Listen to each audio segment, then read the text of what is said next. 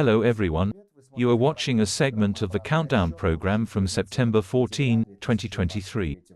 Today is Thursday. Watch the full version on Patreon, where another program will be released today, postscript, but more on its topics later. And now on to the main events.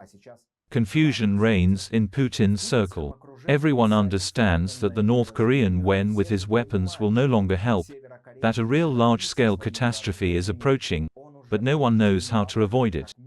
Even Defense Minister Shoigu is throwing up his hands in response to the question of whether Russia can win this war.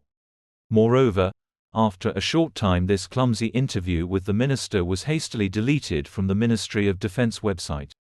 And this is not just an embarrassment. The mood among the elites could not be more gloomy. After Putin's escapades against Chubei, which Putin made during a public speech at the Eastern Economic Forum, the rich celestials shuddered. Of course, the leader openly expressed his readiness to dig an ice pick named after Trotsky. Moreover, he marked the first skull on which this ice axe would fall.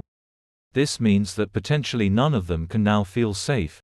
The king unilaterally broke the previous agreements with the family. But this unspoken agreement was in effect throughout all the previous years of Putin's rule. True, sometimes Putin violated it. For example, by exemplary execution of Nemtsov. But then everyone just got scared and shut up. There was no open hot phase of the war then. Now even the old bandit Deripaska is whining. In the 1990s, everyone knew where we were going. Now this is a journey into the unknown, he said, and recalled that after the collapse of the USSR, everyone had some kind of role model. We want to be like in Sweden order, cleanliness, laws.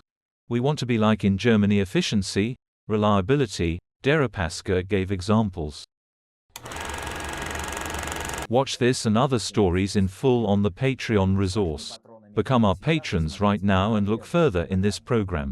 Crimea is uneasy again. There have already been so many missed ones that Medvedev is about to break his nuclear slingshot. By the way, today is Alkapop's birthday, so they sent him a Crimean gift.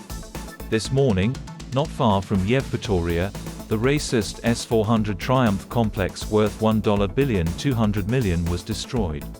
The United States is dissatisfied with the negotiations between dictators Putin and Kim Jong-Un, and declares its readiness to introduce new sanctions if cooperation between the two caves leads to a violation of international sanctions against Pyongyang. Elon Musk was offended by the criticism and decided to transfer to the Pentagon control of that part of the Starlink satellite internet, which is used in the war in Ukraine. He no longer wants to be responsible for crossing a certain nuclear red line with which Russian ambassador Antonov so frightened him. Russian cinemas knowingly imposed fines by showing lifeless films, Barbie, and Oppenheimer, without a distribution certificate. Both films are shown as part of a pre-show schematosis, with Oppenheimer being broadcast before the animated film with the spiritual title, Do Back. Watch in the program, postscript. Putin returned to Moscow and urgently convened the Security Council. The European Parliament resolution recognizing Lukashenko as an accomplice in Russian war crimes in Ukraine changes the political configuration. Against the backdrop of the demonstrative nullification of agreements with the family, Putin's throne lost one leg. And the mobilization of furry people can break the second leg of the throne, after which it risks losing its balance. And that is all. View all of our programs on the Patreon resource. And thanks to everyone who is becoming our patrons right now. Hugs to everyone. See you tomorrow on Friday Live.